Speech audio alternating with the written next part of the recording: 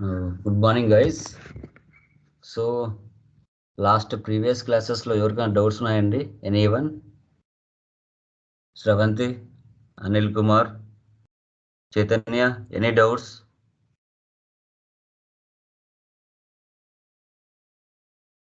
Mute తీసి మాట్లాడండి. ఏమైనా డౌట్స్ ఉన్నాయమ్మా ఎక్కడైనా ఎవరికైనా?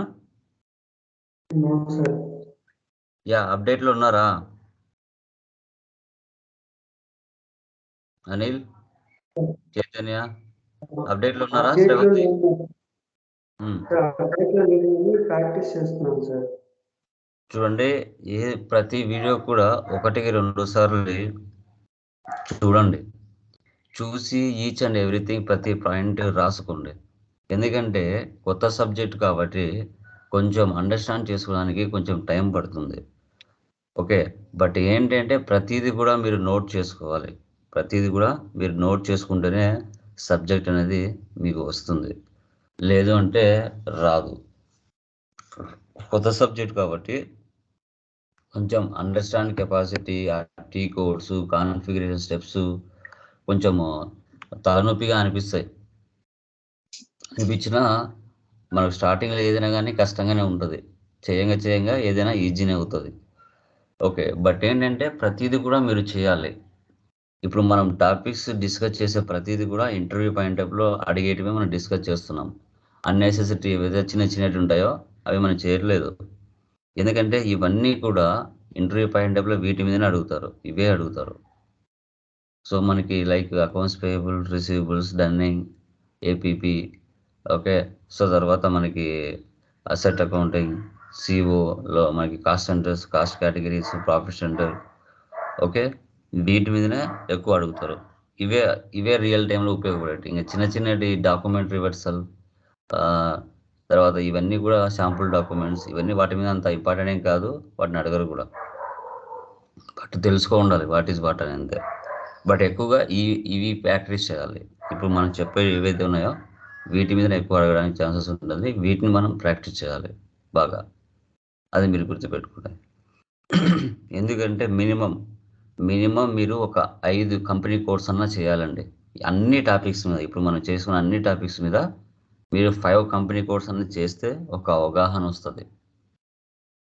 మార్చి చేసుకుంటూ వెళ్ళాలి. మార్చి మీరు చేసుకుంటూ వెళ్తే ఒక అవగాహన వస్తుంది. ఒకే కంపెనీ కోడ్లో చేశారంటే కొంతవరకు రావచ్చు. అలా మీరు 5 కంపెనీ కోడ్లన్నా కోర్స్ కంప్లీట్ అయ్యే లోపల మీరు చేయగలగాలి. అంటే కోర్స్ కంప్లీట్ అయిన తర్వాతైనా మీరు చేయగలిగితేనే మీకు సబ్జెక్ట్ అనేది మైండ్లో ఉంటుంది. అదొక్కటే మీరు గుర్తుపెట్టుకోండి. ఓకే, సో కొంచెం టఫ్ అయిన సబ్జెక్టే కాదనట్లేదు. బట్ ప్రాక్టీస్కి, కాన్ఫిగరేషన్స్కి కొన్ని గంటల టైం పడుతుంది. 3 గంటలు, 4 గంటలు అట్లా టైం పడుతుంది. ఎందుకు అలా అంటే ప్రతిదీ స్క్రీన్ నువ్వు గమనించాలా, అబ్జర్వ్ చేయాలా. ఏ స్క్రీన్లో ఏమేమి అవసరం అవుతుంది, ఏ టిక్ మార్క్ పెట్టుకోవాలి, ఏ డాక్యుమెంట్స్ అసైన్ చేయాలి, ఇవన్నీ కూడా స్క్రీన్ని గమనించాలి. ఆ స్క్రీన్ గమనించినప్పుడే నీకు ఎక్కడ ఏ పాయింట్లో ఏం మిస్ అవ్వడం లేదు అనేది గమనిస్తారు. అన్ని కొత్త స్క్రీన్లు వస్తాయి. ఏ స్క్రీన్ నుంచి ఏ స్క్రీన్కి వెళ్ళదో తెలియదు. కాబట్టి ప్రతిదీ కూడా మీరు మైండ్లో పెట్టుకోవాలి. ఓకేనా? చూడండి. సో టుడే మనకి ఎక్స్పీరియన్స్ రెజ్యూమ్, తర్వాత ప్రెషర్ రెజ్యూమ్ ఎలా ఉండాలి. ఎక్స్పీరియన్స్ రెజ్యూమ్ ఎంతవరకు మనం పెట్టుకోవచ్చు? 4 సంవత్సరాలు, 5 సంవత్సరాలు, 6 సంవత్సరాలు, 7 సంవత్సరాలు పెడితే ఎంత శాలరీ ఉంటుంది, ఎంత ప్యాకేజ్ ఉంటుంది, ప్రెషర్కి ఏ విధంగా మనము డిజైన్ చేసుకోవాలి, ప్రెషర్కి ఎంత ఎక్స్పీరియన్స్ పెట్టుకోవచ్చు మినిమం, దాని యొక్క శాలరీ రేంజ్ ఎలా ఉంటుంది. ఓకే, ఎస్ఏపిలో మనకి లైక్ ఎక్స్పీరియన్స్గా వెళ్తే ఇంప్లిమెంటేషన్ ప్రాజెక్ట్స్ ఏం చేయాలి, ఎన్ని చేసామని చెప్పాలి. సపోర్ట్ ప్రాజెక్టు ఎన్ని చేసామని చెప్పాలి. సార్ ఇంప్లిమెంటేషన్ అంటే ఏంటి, సపోర్ట్ అంటే ఏంటి, వాటికి మధ్య డిఫరెన్స్ ఏంటి? ఓకే, ఇవి టుడే క్లాస్లో మనం డిస్కషన్ చేద్దాం. Okay, done. ఫస్ట్ చూడండి, ఎక్స్పీరియన్స్ రెజ్యూమ్ ఎలా ఉంటుంది. దీంట్లో మన ఎడ్యుకేషన్ డీటెయిల్స్, నీ technical skills, personal skills, okay, నీ బిజినెస్ లైక్ ఎడ్యుకేషన్ డీటెయిల్స్, నీ ప్రొఫైల్, స్మాల్ ప్రొఫైల్, ఇవి ఏమీ ఉండవు. జస్ట్ నీ పేరు, నీ డెసిగ్నేషన్ ఏంటి, ఈమెయిల్ ఐడి, మొబైల్ నెంబర్, తర్వాత నీ కెరీర్ ఆబ్జెక్టివ్ ఏంది అనేది ఉంటుంది. సో ఒక ఎక్స్పీరియన్స్ రెజ్యూమ్లో అన్నెసెసరీ అన్నీ ఉండవండి. నువ్వు 5 years కానీ 6 years కానీ ఎక్స్పీరియన్స్ పెట్టి వెళ్తే నువ్వు నీ ప్రీవియస్ ఆర్గనైజేషన్లో ఈ వేటి మీద నువ్వు వర్క్ చేసావు, ఎలాంటి ఇష్యూస్ నువ్వు ఫేస్ చేసావు, వాటిని ఎలా రీసాల్వ్ చేసావు, ఒక సినారియో చెప్పండి అంటాడు. సో అప్పుడు మనం ఏం చేయాలి అనేది చూస్తాం. ఇక్కడ మీరు చూస్తే ఇక్కడ నేమ్, మన designation, contact number, email ID ఇచ్చాం. కెరీర్ ఆబ్జెక్టివ్ ఉన్నారు ఇక్కడ. Willing to work in a challenging and professional environment with exposure in new technologies as a functional consultant in the area of SAP FICO and where there is a ample scope for organizational growth as well as individual growth. So ఇక్కడ ఏంటంటే మన యొక్క professional ఎన్విరాన్మెంట్లో ప్రతిదీ కూడా ఛాలెంజింగ్గా తీసుకుంటాం. అదేవిధంగా organisational growth కోసం, మన ఇండివిజువల్ గ్రోత్ కోసం కంపెనీలో కష్టపడతాం అనేది మన కెరీర్ ఆబ్జెక్టివ్గా చెప్తారు. తర్వాత ప్రొఫెషనల్ ఎక్స్పీరియన్స్ ఎంత ఉంది అంటే, sir I have total experience of 4.1 years as a SAP FICO consultant. Experienced in 1 full life cycle of implementation project and 2 support projects. Have understanding about the business process of project based industry, packaging, manufacturing. Having experience of training the end users. ఇక్కడ 4 things చెప్పాడు. ఒకటి, sir నాకు నా యొక్క professional ఎక్స్పీరియన్స్లో 4 సంవత్సరాల పైనలే నాకు FICO consultant experience ఉంది. తర్వాత ఒక క్లయింట్ యొక్క బిజినెస్ ప్రాసెస్ ఏదైతే ఉంటుందో ఫుల్ లైఫ్ సైకిల్ ఇంప్లిమెంటేషన్లో నేను వర్క్ చేశాను. అంటే స్టార్టింగ్ నుంచి ఎండింగ్ వరకు నేను ఒక ఫుల్ లైఫ్ సైకిల్ ఇంప్లిమెంటేషన్ ప్రాజెక్ట్లో వర్క్ చేశాను, ప్రతి దాంట్లో కూడా అని చెప్తున్నాడు. తర్వాత 2 సపోర్ట్ ప్రాజెక్ట్ చేశారని చెప్తున్నాడు.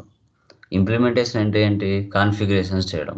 అంటే ఒక క్లయింట్ బిజినెస్లోకి వెళ్ళి ఆ బిజినెస్ ప్రాసెస్ అంతా తెలుసుకొని A to Z starting to ending వరకు తెలుసుకొని దాంట్లో వర్క్ చేసామని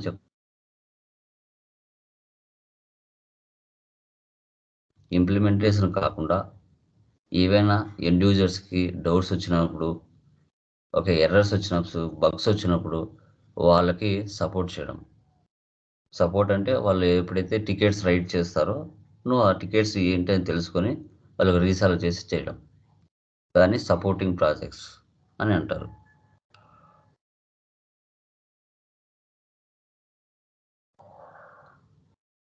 మినిమం ఒక 5 years కానీ 6 years కానీ 7 years పెట్టినట్లయితే 2 ఇంప్లిమెంటేషన్ ప్రాజెక్ట్స్, 2 సపోర్ట్ లేదంటే 3 సపోర్ట్ ప్రాజెక్ట్స్ పెడితే బెటర్.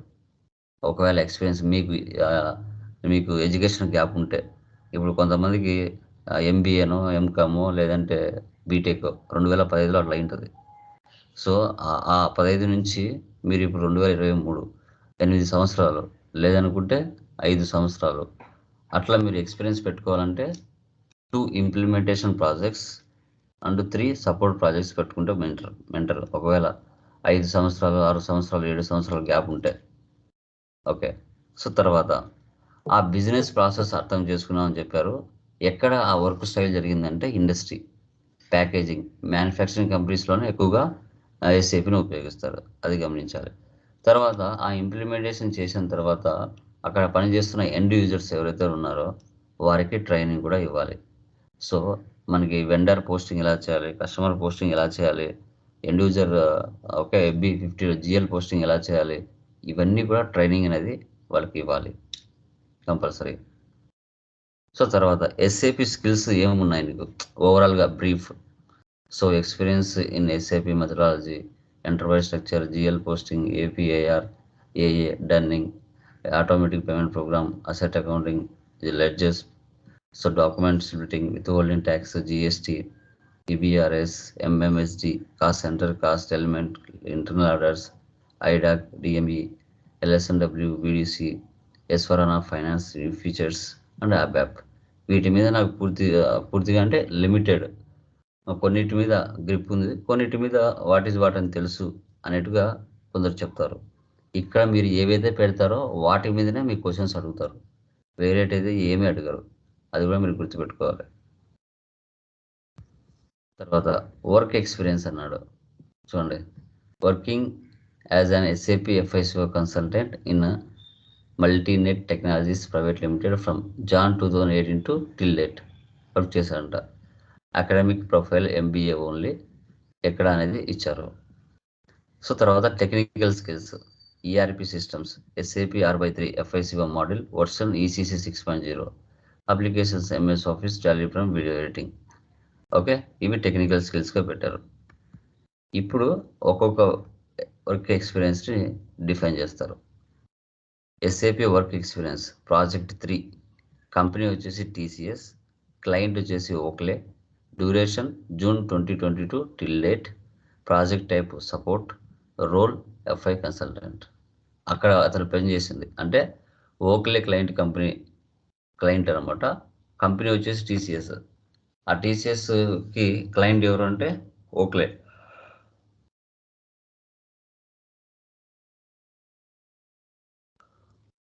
ఆ ఓక్లే కంపెనీ కింద TCSలో సపోర్ట్ కింద పనిచేశాడు.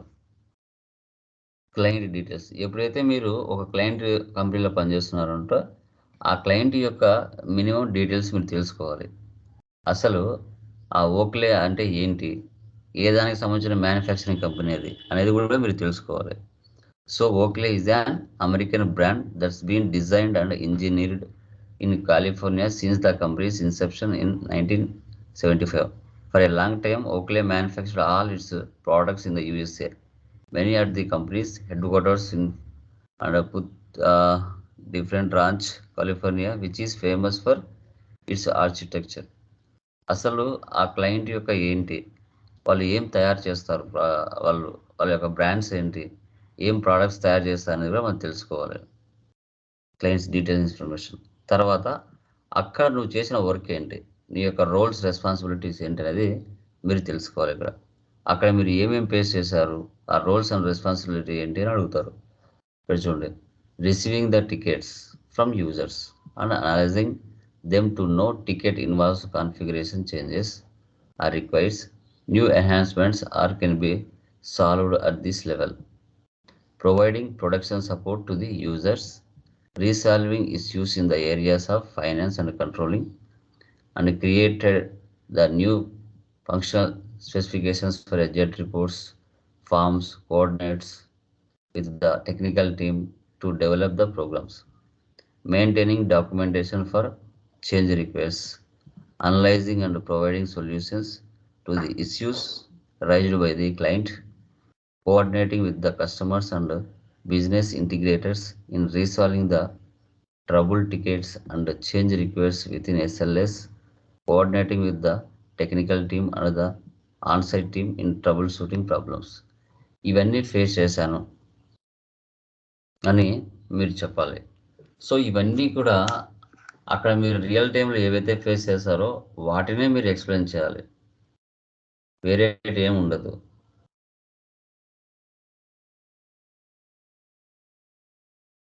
అది గుర్తుపెట్టుకోండి.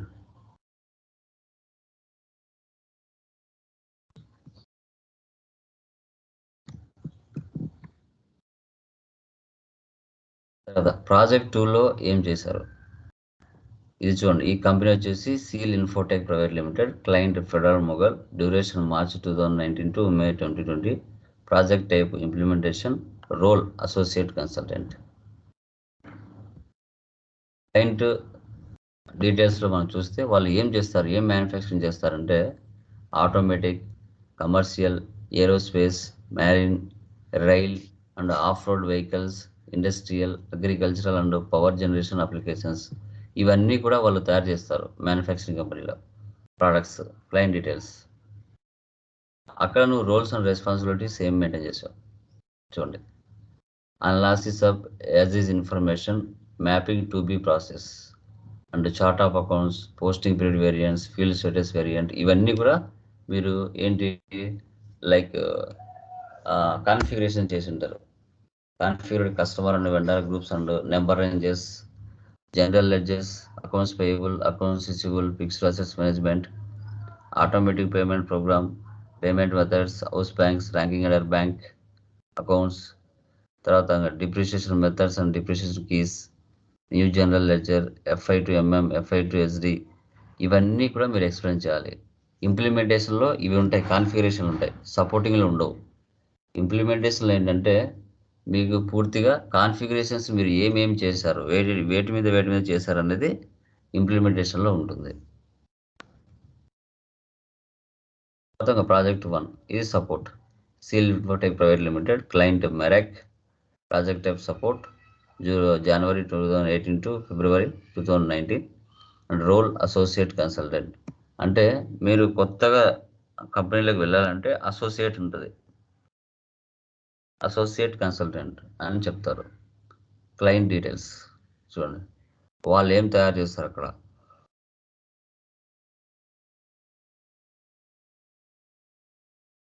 వీళ్ళు మెడిసిన్స్ తయారు చేస్తారు. The company produces medicines for diabetes, high blood pressure, so migrants, high cholesterol, so pain, ఇలాంటివి ఏవైతే ఉంటాయో వాటికి సంబంధించిన ప్రోడక్ట్స్ వీళ్ళు తయారు చేస్తారు. అక్కడ రోల్స్ అండ్ రెస్పాన్సిబిలిటీస్ ఏం చేశారు. Handling the critical issues after go live for smooth run the business, given training for the reports, how to handle the standard reports. ఇవి మీరు చెప్పగలరు, ఎక్కడైనా అవే ఉంటాయి, మీరు ఏం ఫేస్ చేస్తారో కొత్తగా ఏమి ఉండవు. ఓకేనా. Maintaining documentation for change request, providing production support to the users.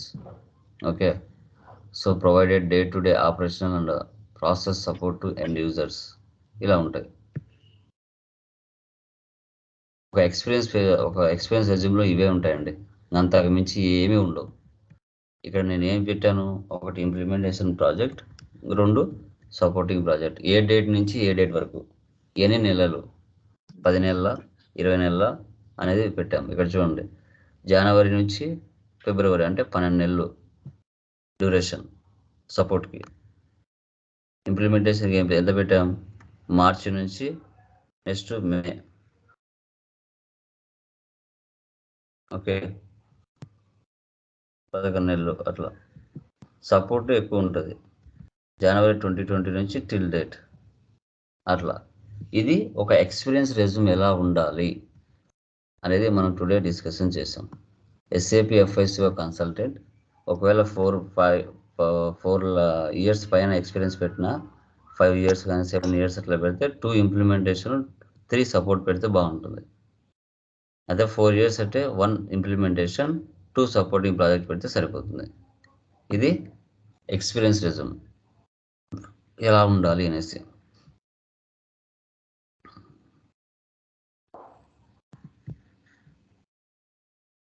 Next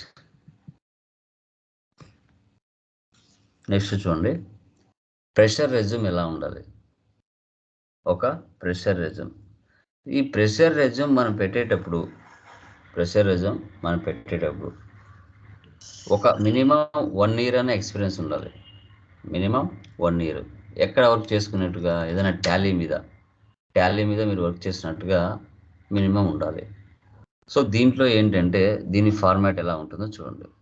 like name, email ID, mobile number, తర్వాత నీ కెరీర్ అబ్జెక్టివ్, తర్వాత నువ్వు ఏవైతే ఎస్ఏపి ఎఫ్ఐసిలో నేర్చుకున్న ఇంపార్టెంట్ థింగ్స్ ఏవైతే ఉన్నాయో వాటిని ఇక్కడ మీరు చెప్పాలి.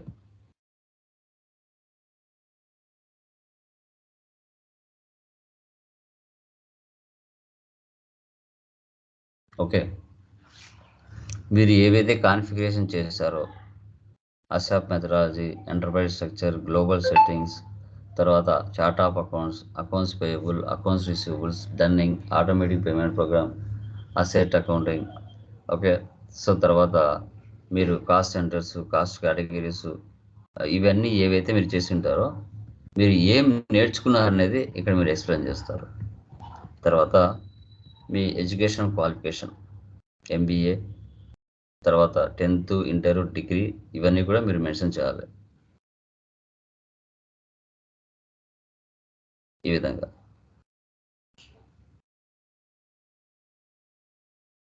తర్వాత టెక్నికల్ స్కిల్స్ ఏమొస్తాయి మీకు?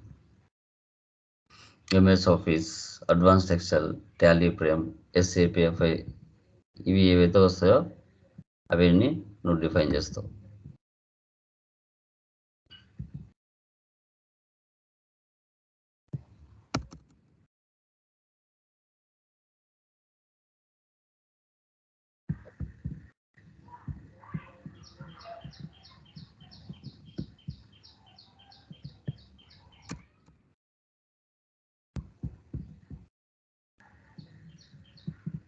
తర్వాత మినిమం ఎక్స్పీరియన్స్ చూడండి.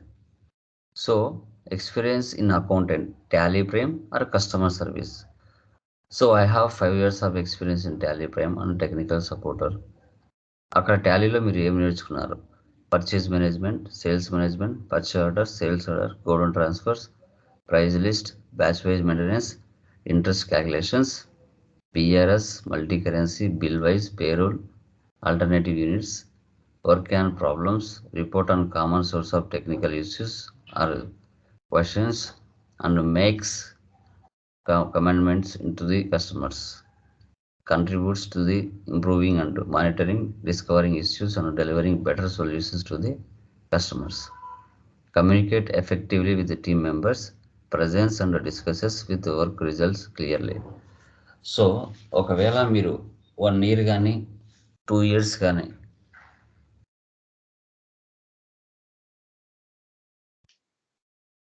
ఎక్స్పీరియన్స్ పెట్టాలన్నా, లేదంటే 5 years ఎక్స్పీరియన్స్ పెట్టాలన్నా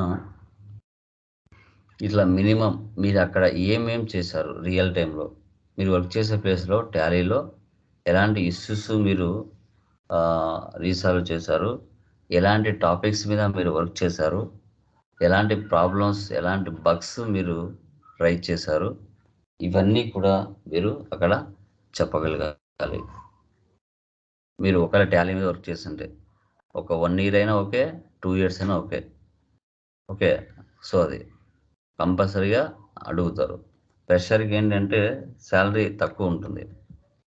సో తర్వాత స్ట్రెంగ్త్ చూడండి, మీకున్న స్ట్రెంగ్త్ ఏంటి? Optimistic and hard working nature, adaptability, presence, ability to work with team work, individual life, easily mingle with others, to ability to manage team. మీకు ఏమేమి వస్తాయి? మీ పర్సనల్ ప్రొఫైల్ ఇలా ప్రెషర్ రెజ్యూమ్ ఉంటుంది. యా, ప్రెషర్ రెజ్యూమ్లో ఏంటంటే మనకి శాలరీ రేంజ్ ఎలా ఉంటుందంటే మ్యాక్సిమం 20,000 నుంచి 30-40 ఆ లెవెల్లో ఉంటుంది ప్రెషర్కి. మినిమం 1 year, 1.5 year లేదా 2 years. ఎందుకంటే మీకు వర్క్ ఏం తెలీదు కాబట్టి స్టార్టప్ కంపెనీస్ మార్కెట్లో ఉంటాయి. ఆ స్టార్టప్ కంపెనీస్ ఏం చేస్తాయంటే వాళ్ళే హైర్ చేసుకొని ట్రైన్ చేసుకుంటారు. ఎందుకంటే మీకు ఏం వర్క్ తెలియదు కాబట్టి. సో కాబట్టి మీకు ఏంటంటే శాలరీ తక్కువ ఉంటుంది. 15,000, 20,000, 30,000 మధ్యలోనే ఉంటుంది. మీకు వర్క్ ఏం తెలియదు, వాళ్ళే నేర్పించుకోవాలి. వాళ్ళే వర్క్ నేర్పించుకొని వర్క్ మీతో చేపించుకోవాలి. సో శాలరీ రేంజ్ తక్కువ ఉంటుంది. ఓకే, బట్ దీంట్లో నిలబడ్డామంటే లైఫ్ సెటిల్ అయిపోతుంది. గవర్నమెంట్ జాబ్ వచ్చినట్టే. అంటే తక్కువ టైంలో ఎక్కువ నాలెడ్జ్ గెయిన్ చేసుకోవచ్చు, తర్వాత ఎక్కువ సంపాదించవచ్చు. అది ఎస్ఏపిలో ఉన్న ముఖ్య బెనిఫిట్. దీంట్లో ఎంత ప్రెజర్ అయినా నిలబడగలిగాము అంటే లైఫ్ మాత్రం వండర్ఫుల్గా ఉంటుంది, కానీ ఇవేని ఎరగని రీతిలో ఉంటుంది. అంత మంచి శాలరీస్ ఉంటాయి. సో ఎస్ఏపిలో ప్రెషర్ లెవెల్ నుంచి వెళ్తే each and everything ground level work అంతా తెలుస్తుంది. ఇప్పుడు మనకి ఏజ్ గ్యాప్ ఉంటుంది. ఏజ్ గ్యాప్ ఉన్న వాళ్ళు ఏం చేస్తారు? ఎక్స్పీరియన్స్ పెట్టుకుని వెళ్తారు, వేరే వాళ్ళతో సపోర్టింగ్ తీసుకుంటారు. ఓకే, కనుక్కొని అన్ని రోజులు రాజునే, తెలిసిన రోజు మీకే మీరే టర్మినేట్ అవుతారా, లేదంటే మీరు ఎక్కడ కూడా జాబ్కు పనికి రాకుండా చేయాలన్నా అంటారు. టర్మినేట్ అంటే ఏంటంటే మీరు వేరే చోటుకి అదే కంపెనీకి మళ్ళీ ఇంటర్వ్యూకి వెళ్ళలేరు. సో వాళ్ళు చెప్తారు రిజైన్ చేయమని, రిజైన్ చేసి వచ్చేయాలి. ఓకే. సో ఫ్రెషర్కి మనకి ఫర్ ఎగ్జాంపుల్ ఇయర్కి యాన్యువల్కి వచ్చేసి మనకి 2 or 3 lakhs మధ్యలో ఉంటుంది. 2 to 3 lakhs మధ్యలోనే నీ శాలరీ రేంజ్ ఉంటుంది. ఇది ఫ్రెషర్కి మాత్రం. అదే ఎక్స్పీరియన్స్ అనుకోండి, ఎక్స్పీరియన్స్ పెడితే 5 సంవత్సరాల నుంచి పైన పెడితే పర్ యానం నీకు 10 లక్షల నుంచి 12 లక్షల మధ్యలో పర్ యానం నీకు శాలరీ రేంజ్ ఉంటుంది. అంటే సంవత్సరానికి 70,000, నెలకి 70,000, 80,000, లక్ష అలా ఉంటుంది. 5 years కానీ 4 years పైన పెడితే. ఇంకా 10 years కానీ 8 years 9 years పెట్టామంటే 20 lakhs అబోనే ఉంటుంది పర్ యానం. 1,20,000, 1,30,000, 1,50,000 కూడా పర్ మంత్ మీకు శాలరీ రేంజ్ వస్తుంది. బట్ అంత ఇస్తున్నారంటే దానికి తగిన విధంగా వర్క్ కూడా అలాగే ఉంటుంది. ఓకే. సో ఏదైనా ఇష్యూ వచ్చిందంటే దాన్ని సాల్వ్ చేసేంత వరకు వదలకూడదు. ఎవరు మీరే. ఇండివిజువల్స్ వాళ్ళందరితో పని కాదు. ప్రాజెక్ట్ మేనేజర్, ఎఫ్ఐ కన్సల్టెంట్ ఆ ఎర్రర్ ఏంటి, ఎక్కడొచ్చింది, ఓకే.